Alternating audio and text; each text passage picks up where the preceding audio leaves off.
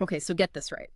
Um, in some cultures, sending your loved ones off to the afterlife involves giving them a fiery farewell, even in this digital age. Mm. We're diving deep into this unique Chinese ritual of burning offerings for the deceased, Hmm. and you send in a fascinating personal account that really gets right into the nitty-gritty of this whole practice. Yeah.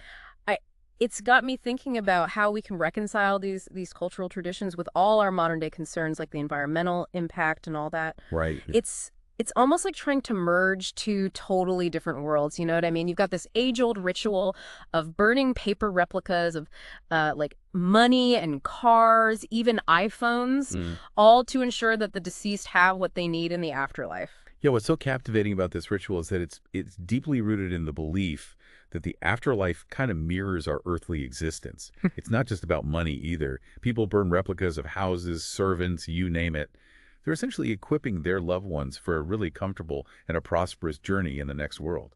Your personal story about your aunt's husband's passing, that really brought this whole ritual to life for me. It's not just some abstract concept, it's something that you've actually experienced firsthand. Right. It makes you wonder, like, what's the thought process behind burning such specific items?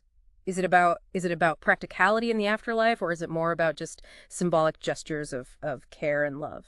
That's a great question. I think it's kind of a blend of both, to be honest. Okay. On the one hand, it's a practical way as they see it to make sure that their loved ones are well provided for. But on the other hand, it's a deeply symbolic act of love and remembrance.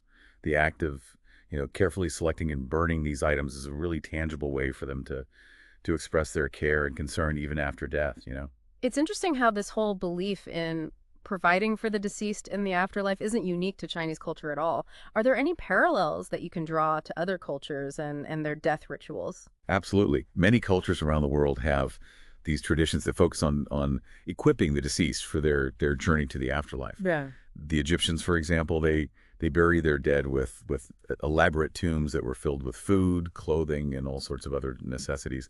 It's fascinating to see how different cultures, despite their geographical and historical differences, share this common thread of wanting to care for their loved ones, even after death. And then you've got Ghost Month, a time when the burning ritual takes on like a whole new dimension. It's Right. not just about family anymore. It's about appeasing all these wandering spirits as well. It almost sounds like a cultural Halloween or something. It's an intriguing concept, isn't it? Ghost Month, which falls in July, is when the door of hell, as they call it, is believed to open, and it allows all these spirits to roam the earth.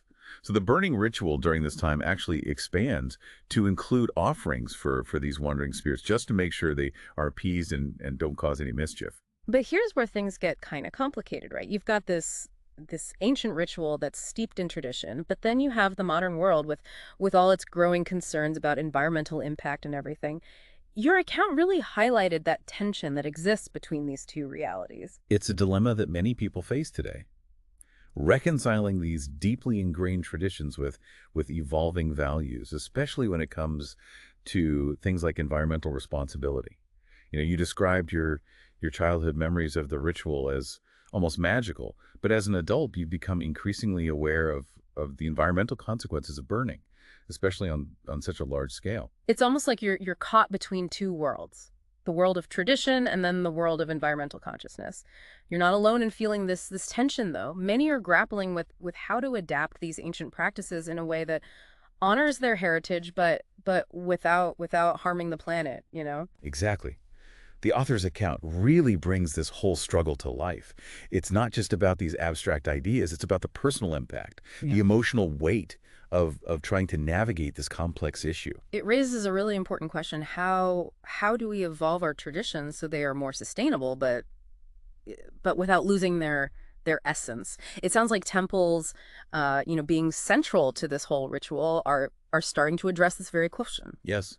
Temples, which are often viewed as authorities on these matters, are starting to recognize the environmental toll of the burning ritual. Hmm. Some are actually implementing a recycling system for offerings where people can still participate in the symbolic giving without the actual burning. It's a Yeah. fascinating example of how traditions can actually adapt to modern concerns. Tell me more about this recycling system. What exactly does it involve? Are the offerings collected and repurposed in some way? How are people reacting to this change? That's where things get really interesting. There seem to be different approaches that are being explored by various temples. Okay. Some are collecting the offerings and redistributing them to those in need. Others are using them in creative ways, for example, incorporating them into art installations that highlight the symbolism of the ritual, but without that environmental cost. Yeah. And the reactions have been mixed. Some people are embracing the change, seeing it as a way to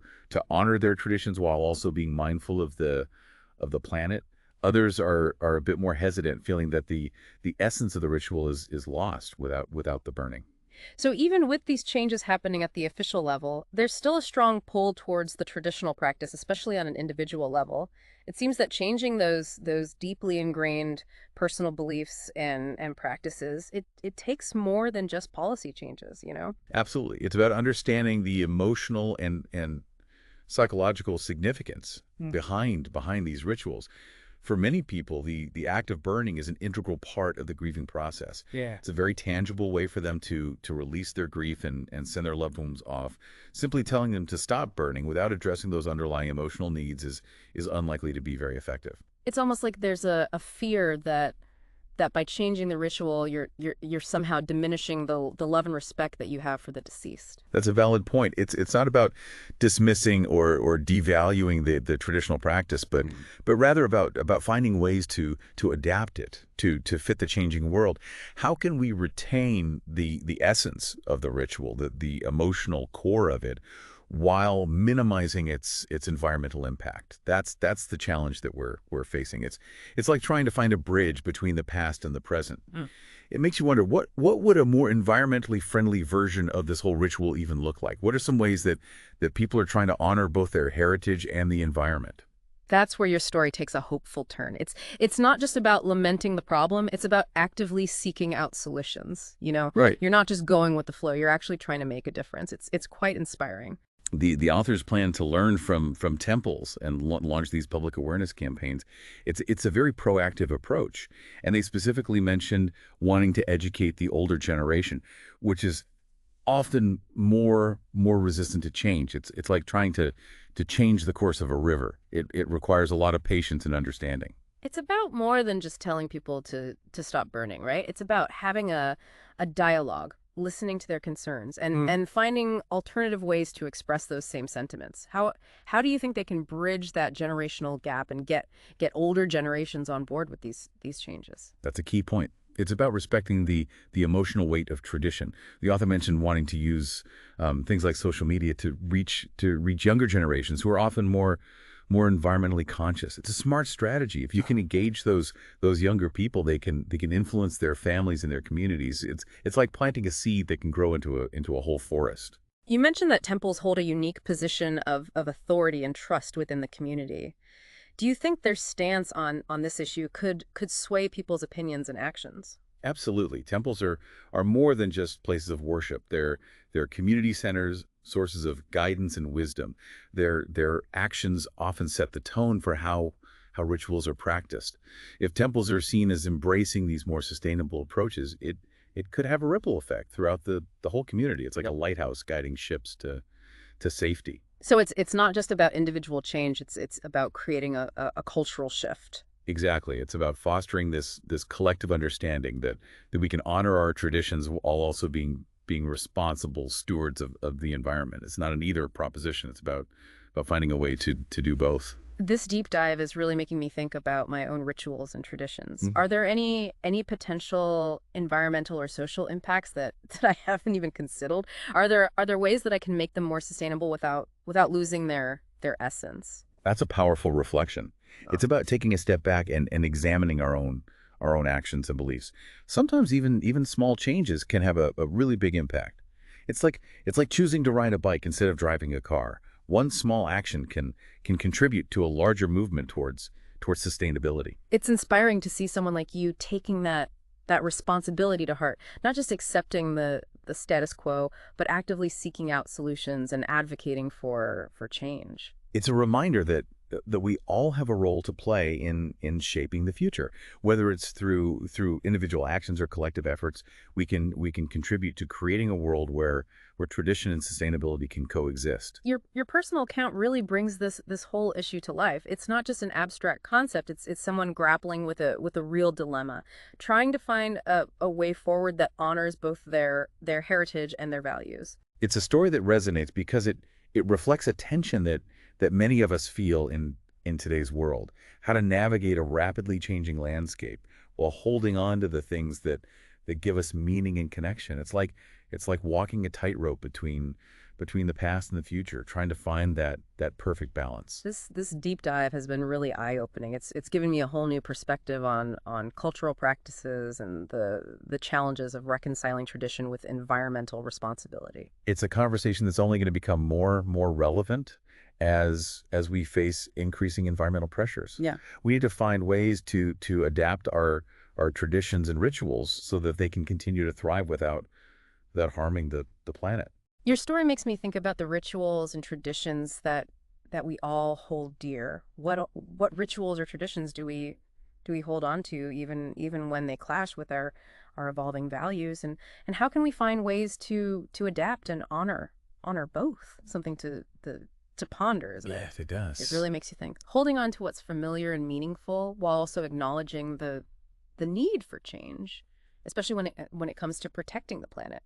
And what's remarkable about the author's approach is that they're not waiting for someone else to come along and solve the problem. They're taking the initiative, educating themselves, and trying to inspire others to find those more sustainable ways to honor their traditions.